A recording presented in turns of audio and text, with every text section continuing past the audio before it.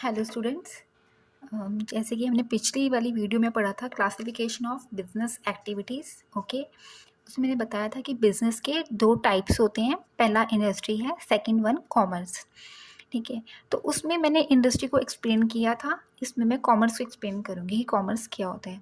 Basically commerce है क्या? It is simply हम कहें तो इसमें हम एक्सचेंज करते हैं गुड्स एंड सर्विसेज को। मीन्स कि it is a selling of exchange of goods and services, यानी कि कॉमर्स एक लिंक बनाता है प्रोड्यूसर और सेलर के बीच में। कॉमर्स की भी टू टाइप्स हैं, एक है ट्रेड और एक है auxiliaries to trade. Okay, first what is trade? Trade क्या है? इट इज़ सिंपली, अगर हम कहें, it refers to sale, transfer और एक्सचेंज ऑफ गुड्स। मीन्स कि हम ट्रेड का मतलब, सिंपल मतलब होता है कि हमने जैसे व्यापार करते हैं, हिंदी में हम इसे व्यापार कह सकते हैं। ठीक है, यानी कि सेल, आपने सेल करा या ट्रांसफ़र किया, क्योंकि जब हमारे गुड्स हमसे कहीं और किसी और के पास जा रहे हैं वो ट्रांसफ़र ही तो हो रहे हैं। सेल करना, ट्रांसफ़र करना और एक्सचेंज करना मीन्स कि आपने उसके बदले में कुछ और ले लिया है। ठीक है, so it's generally exchange of goods, goods दे रहे हो, बदले में पैसे ले रहे हो। ठीक है, तो it is sale, transfer, exchange of goods. ये सिंपल सी डेफिनेशन है जिसे हम कहते हैं ट्रेड। ओके, ट्रेड भी दो तरह के होते हैं। कॉमर्स के अंदर टू टाइप्स हैं, ट्रेड और ऑक्सिलरीज टू ट्रेड। ऑक्सिलरीज क्या होती हैं? बेसिकली जो ट्रेड करने में हमें हेल्प करती हैं, या दीज आर द फैसिलिटीज़, ये हमें फैसिलिटीज़ प्रोवाइड करवाती हैं और हमें सर्विसेज देती हैं ताकि हम ट्रेड को असिस्ट कर सकें। मैं यहाँ सारी डेफिनेशन नहीं लिखूंगी वरना ये बहुत लेंथी हो जाएगी वीडियो। मैं जस्ट आपको मेन पॉइंट बताती हूँ कि ऑक्सिलरीज क्या हैं, जो सर्विसेज देती हैं या फैसिलिटीज़ देती हैं ताकि ट्रेड जो है वो एकदम फ्लोली हो, स्मूथली हो सके। ठीक है, अब ट्रेड के अंदर टू टाइप्स आती हैं, एक इंटरनल है और एक एक्सटर्नल है, क्योंकि ट्रेड भी दो तरह का होता है। एक इंटरनल, इंटरनल मीन्स कि इसके नाम से पता चल रहा है इंटरनल, जो हमारी जोग्राफिकल बाउंड्री सब, अगर हमारी कंट्री इंडिया है, इट मीन्स कि वो इंडिया के अंदर, इस बाउंड्री के अंदर जो ट्रेड हो रहा है वो इंटरनल ट्रेड है। ठीक है, इंटरनल और इंटरनल ट्रेड भी दो तरह का हो, जो ट्रेड है वो दो तरह का, एक होलसेल, एक रिटेल होता है। होलसेल में क्या होता है? जो हम गुड्स को परचेज करते हैं, यानी कि when the goods are purchased and sold in bulk, एकदम बल्क के भाव में, यानी थोक के सामान भाव में लेते हैं, तो उसे हम होलसेल ट्रेड कहते हैं। इसका मेन पर्पस ये है कि जो होलसेलर होता है वो सीधे मैन्युफैक्चरर से या फैक्ट्री से उस सामान को लेता है और बाद में वो रिटेलर्स को सोल्ड करता है। तो ये जो होलसेल ट्रेड है, ये बेसिकली हम रीसेल पर्पस, कि हमने आगे जाके रीसेल करना है, किसको? रिटेलर्स को। ठीक है, यानी ये रीसेल पर्पस के लिए है, रिटेलर्स भी हैं, बट अब ऐसा भी हो रहा है कि हम डायरेक्टली क्या करते हैं, कंज्यूमर्स को भी देते हैं। बट इनकी कंडीशंस होती है, जो भी आपने सामान लेना है होलसेल से वो बल्क में लेना होता है। मीन्स कि सपोज अगर आपको एक ड्रेस चाहिए तो वो आपको एक ड्रेस नहीं देगा कभी भी होलसेलर, वो आपको कहेगा या तो आप उसके 10 पीस ले लो या 20 ले लो, या मतलब उसके अकॉर्डिंग टू, कोई 50 कहता है, इस तरह से होता है। अगर सब होलसेल मार्केट की मैं एक एग्जांपल अगर दूँ ना, तो जैसे हमारी इंडिया में देखा जाए तो एक दिल्ली में है चांदनी चौक मार्केट होगी, या सूरत टेक्सटाइल मिल्स क्या है, सूरत टेक्सटाइल, ये क्या है कि ये गुजरात में है। ये होलसेल बेस में जो है मतलब कब सोल्ड करती है सामान को। ठीक है, तो ये होलसेल मार्केट है। अगर एक ऑनलाइन एग्जांपल देती हूँ, जैसे कि अलीबाबा, अगर आपने नाम सुना होगा, कि चाइनीज़ एक कंपनी है। ठीक है, और ये क्या करती है, जो इसका सामान है अगर आप इसमें ऑनलाइन परचेज करोगे ना, ये हमेशा कहेगा ये 5 प्रोडक्ट्स लो या 10 लो, मीन की होलसेल में डील करता है। और रिटेलर क्या होता है, इसका मेन पर्पस होता है कि अल्टीमेटली किसको सोल्ड करना है, कंज्यूमर को। So it will purchase and sold the good in smaller quantities. ये क्या करता है, जो सामान भी लेगा और सोल्ड भी करेगा वो स्मॉलर क्वान्टिटीज़ में लेता है, और ये लास्ट में किसको सोल्ड करते हैं, लास्ट में ये कंज्यूमर को सोल्ड करते हैं। ठीक है, तो वो है रिटेलर, इसे हम कहते हैं रिटेल ट्रेड, ये होता है रिटेल ट्रेड। ठीक है, नेक्स्ट है एक्सटर्नल ट्रेड। तो यहाँ भी हम ये कंज्यूमर के पास जाता है, यानी कि ये फाइनल कंजप्शन के लिए होता है। इसकी एक एग्जांपल है, जैसे हम एग्जांपल ले रही हूँ मैं, ऑनलाइन में ले रही हूँ, अमेजोन हो गई, फ्लिपकार्ट्स हो गई, ये सारी कौन सी कंपनी? रिटेल कंपनी है। ये जो स्मॉल स्मॉल स्टोर्स होते हैं, ठीक है, इसमें हम ये मेट्रो हो गया, अगर आपने नाम सुना होगा, ये है, या डी मार्ट्स हैं, ये सारी कौन सी? रिटेल ट्रेड है, क्योंकि ये बल्क में परचेज करके फिर ये कंज्यूमर को देती हैं। तो these are the retail trade की ये मार्केट है। Next is external trade. Trade दो तरह का, इंटरनल और एक्सटर्नल। ठीक है, एक्सटर्नल में आता है इम्पोर्ट, एक्सपोर्ट और एंट्रीपोर्ट। इम्पोर्ट का मतलब है, यानी कि हमने इन यानी अंदर आना।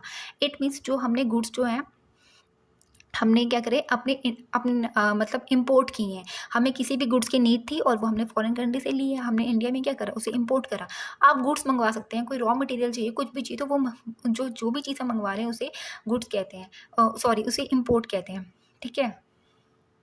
एक्सपोर्ट क्या होता है, व्हेन गुड्स आर एक्सपोर्ट, यानी कि मतलब कि बाहर नाम से पता चला एक्सपोर्ट यानी कि किसी दूसरी कंट्रीज़ को सेंड करना। ठीक है, उसे हम कहते हैं एक्सपोर्ट रेट। तो if they are sold to other countries, किसी दूसरी कंट्री को अगर आप बेच रहे हो, sold to other countries, to other countries, goods बेचना, so it is known as export rate. And if goods are purchased, अगर आप गुड्स जो है वो परचेज्ड करते हो दूसरी कंट्री से, उसे कहते हैं हम इम्पोर्ट। ठीक है। नेक्स्ट है एंट्री पोर्ट। इसकी मैं एक एग्जांपल देती हूँ। सपोज करो हम ये इंडिया, आप कोई भी एग्जांपल ले सकते हो, मैंने ये अपनी कंट्रीज़ का एग्जांपल ले लिया। इंडिया है, इंडिया ने क्या किया, बांग्लादेश से कुछ गुड्स परचेज़ किए। ठीक है, और वो क्या कर रहा है, अब वो पाकिस्तान, मतलब उसने कुछ भी गुड्स परचेज़ यानी इम्पोर्ट करे और डायरेक्टली किसको सेंड कर दिए, एक्सपोर्ट कर दिए पाकिस्तान को।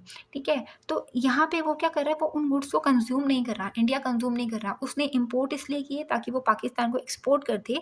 तो इस तरह का जो ट्रेड होता है उसे कहते हैं एंट्री पोर्ट ट्रेड। मीन्स कि जो अपने गुड्स आर इम्पोर्टेड, गुड्स इसलिए इम्पोर्ट किए थे, इसलिए परचेज़ किए थे ताकि हम एक्सपोर्ट कर सके, यानी कि सोल्ड कर सके, उसे एंट्री पोर्ट ट्रेड कहते हैं। ठीक है, तो एंट्री पोर्ट ट्रेड में बेसिकली 3 कंट्रीज आती हैं कि मैंने बांग्लादेश से परचेज करके पाकिस्तान। इसी तरह कोई और एग्जांपल ले सकते हो आप, उसके लिए एंट्री पोर्ट ट्रेड वो होता है। आई थिंक ये क्लियर हो गया होगा। ये तो बहुत सिंपल है। ट्रेड के 2 टाइप्स हैं, इंटरनल एक्सटर्नल। इंटरनल में होलसेल आता है और रिटेल आता है। होलसेल में मतलब जब बल्क में क्वांटिटीज़ हम परचेज करते हैं या सोल्ड करते हैं, और ये रीसेल पर्पज़ के लिए होता है। ठीक है, और रिटेल में क्या होता है कि हम कंज्यूमर को सेंड करते हैं, अल्टीमेटली फाइनल कंजप्शन होती है और purchase and good and sold होता है स्मॉलर क्वांटिटीज में। एक्सटर्नल में इंपोर्ट, एक्सपोर्ट और entry port. Import means goods are purchased, जब गुड्स परचेज्ड होते हैं फ्रॉम अनदर कंट्री उसे इंपोर्ट कहते हैं। When goods are sold to another country, किसी को बेच रहे हो तो उसे एक्सपोर्ट कहते हैं। और जो हमने गुड्स इसलिए इंपोर्ट किए ताकि हम एक्सपोर्ट कर सके किसी और कंट्री को, उसे एंट्री पोर्ट ट्रेड कहते हैं।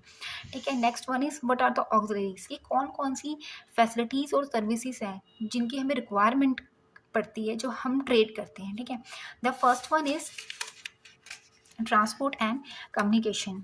ठीक है, जो भी गुड्स हम प्रोड्यूस करते हैं, ठीक है, जितने भी गुड्स हम प्रोड्यूस करते हैं वो एकदम एक ही जगह में तो कंज्यूम नहीं होते। फॉर एग्जांपल अगर मैंने ले लिया शुगर, शुगर जैसे प्रोड्यूस्ड होती है यूपी में या बिहार में, तो वो वहीं पे तो कंज्यूम नहीं होती। ठीक है, उसकी जो डिमांड है वो ऑल ओवर कंट्री है, all over the India, even foreigns में भी होती है।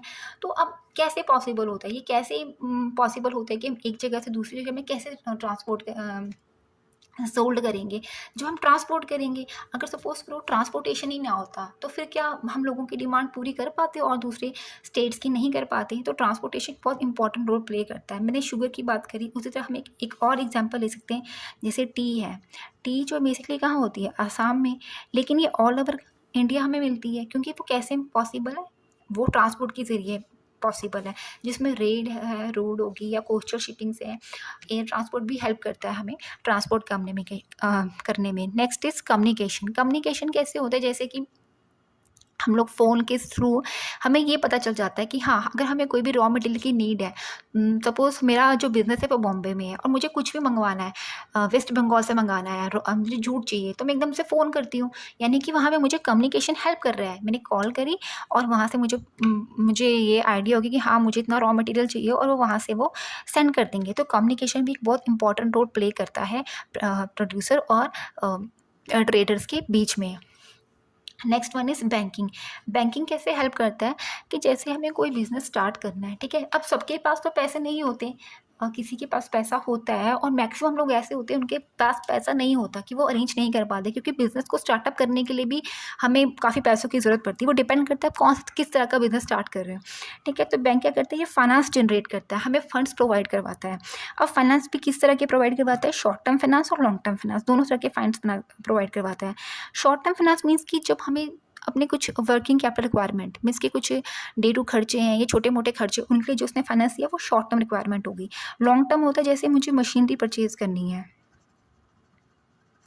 या कोई फर्नीचर लेना है, ठीक है, या आपने कुछ और लेना है, सपोज़ कोई लैंड लेनी है एक्सेट्रा, मीन्स कि उसको स्टार्टअप करने के लिए जो फाइनेंस उसने प्रोवाइड करा है वो लॉन्ग टर्म फाइनेंस होता है। कि इसको आगे जाके आप और एक्सप्लेन करके पढ़ेंगे कि ये लॉन्ग टर्म क्या है, शॉर्ट टर्म फाइनेंस क्या होते हैं, लॉन्ग टर्म क्या होते हैं। इसके अलावा बैंक हमें कुछ और फैसिलिटीज़ भी देता है, वो है ओवरड्राफ्ट, कैश क्रेडिट हो गया, ठीक है, लोन भी देता है। लोन तो मैंने बता दिया कि बिज़नेस स्टार्ट करने के लिए चाहिए। ओवरड्राफ्ट क्या होता है कि जैसे कुछ ऐसे बिज़नेस पर्सन होती है जिनके बैंक के साथ अच्छी डीलिंग होती है, तो वो उनको एक फैसिलिटी दे देती है कि ठीक है, आप इतने अमाउंट तक, सपोज़ करो कुछ, मैंने एक मिनिमम अमाउंट ले ली है कि 20,000, कि आपके अकाउंट में अगर 10,000 है तो आपको एक इतनी लिमिट दी जाती है कि आप इतने तक 20,000 तक विड्रॉ कर सकते हैं। मीन्स कि अकाउंट में इतने पैसे हैं लेकिन आपको ये बोला कि आप 20 तक भी निकाल सकते हैं।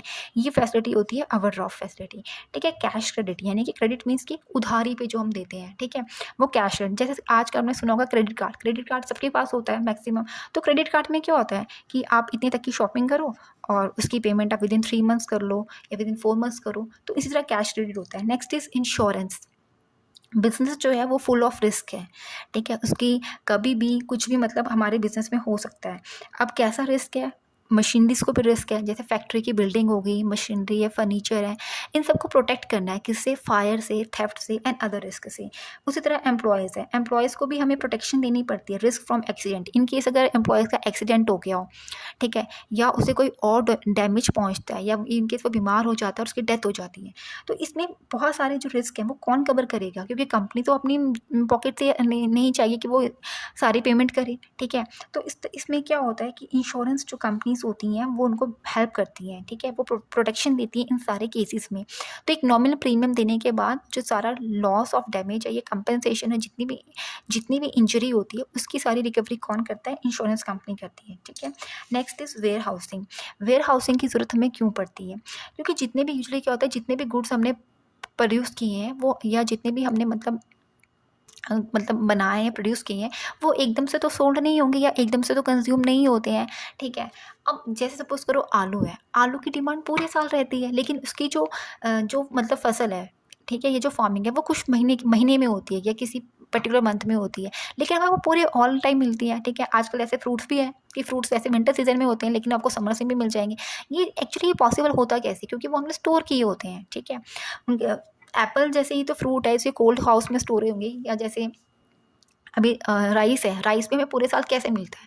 उसकी जो फ़सल होती है वो मतलब जो उसकी जो हम लोग खेती-बाड़ी करते हैं वो एक टाइम पीरियड की होती है कि हमने अभी गर्मियों में होती है, लेकिन हमको पूरे साल मिलती रहती है। वो कैसे मिलती है? क्योंकि हम उसे स्टोर कर लेते हैं। तो बेसिकली वेयर हाउसिंग क्या है? वो स्टोरेज करना गुड्स को, स्टोर करता है गुड्स को, ताकि एक तो वो डिमांड को पूरा कर सके, ठीक है? डिमांड को जैसे-जैसे सप्लाई मतलब उसकी डिमांड आती रहेगी गुड्स की, तो वो उसको सप्लाई करता रहेगा। इससे क्या प्राइस स्टेबल बनेंगे। सेकंड जो रीज़न होता है वेयर हाउस का वो ये होता है, storage of goods to prevent the loss, कि लॉस ना हो, कोई डैमेज ना हो। कई बार बारिश हो गई तो आप अगर वही सामान बाहर पड़ा है, वो गुड्स बाहर पड़े हैं, तो वो सड़ जाएँगे, खराब हो जाएँगे, चूहे से बचाने के लिए।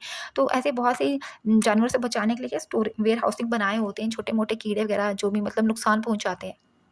Next is advertising. एडवर्टाइजिंग क्या है? एक बहुत इंपॉर्टेंट मेथड है। जैसे हमने कोई भी प्रोडक्ट बनाया तो कंज्यूमर को कैसे पता चलेगा कि ये मार्केट में ही नया प्रोडक्ट आया है? कोई क्रीम आती है या कोई लोशन आ रहा है, कोई सोप आ रहा है, कोई नया मोबाइल मार्केट में आया, तो कैसे पता चलता है? उसकी एडवर्टाइजिंग होती है। तो एडवर्टाइजिंग इम्पॉर्टेंट टूल है for the sale of product, ठीक है। इसमें क्या होता है, जो एडवर्टाइजिंग होती है तो उससे ना हर एक पर्सन कस्टमर के साथ, क्योंकि ऐसा पॉसिबल तो नहीं है ना कि प्रोड्यूसर हर एक कस्टमर से जाके बात करेगा, हाँ देखो मेरा ये प्रोडक्ट आया, नहीं। लेकिन जब एडवर्टाइजिंग करते हैं तो वो पॉसिबल हो सकता है कॉन्टैक्ट करना ईच एंड एवरी कस्टमर। कैसे? सबसे पहले एडवर्टाइजिंग हम कर सकते हैं इंटरनेट सबसे, जो आजकल मेन एक एडवर्टाइजिंग टूल है, इंटरनेट पे आप डाल दो, ठीक है। टीवी हो गए, कभी कभी रेडियो है, न्यूज़पेपर और बैनर्स हो गए, पोस्टर्स हो गए, बड़े-बड़े होर्डिंग्स होते हैं, तो इनमें एडवर्टाइजिंग की जाती है। इससे क्या होता है, उसके प्रोडक्ट उसमें बताया जाता है कि हाँ, ये नया प्रोडक्ट, ये मार्केट में ये नया प्रोडक्ट लॉन्च हुआ है, उसके फीचर, प्राइस, क्वालिटी, बहुत सी चीज़ें मेंशन की जाती हैं। तो एडवर्टाइजिंग क्या एक इम्पॉर्टेंट एक टूल है सेल प्रोडक्ट्स को सेल करने का। So these are the auxiliaries to trade. ये सारे ऑक्सिलरीज हैं, यानी कि जो हमें हेल्प करते हैं। तो ये मैंने पहले बताया था कॉमर्स क्या है, इसके 2 टाइप्स हैं, ट्रेड और ऑक्सिलरीज टू ट्रेड, और मैंने इसी पॉइंट्स में ऑक्सिलरीज टू ट्रेड को एक्सप्लेन किया। ओके ओके स्टूडेंट्स, अब नेक्स्ट वीडियो में मैं एक्सप्लेन करूँगी what are the objective of the business. Okay, thank you.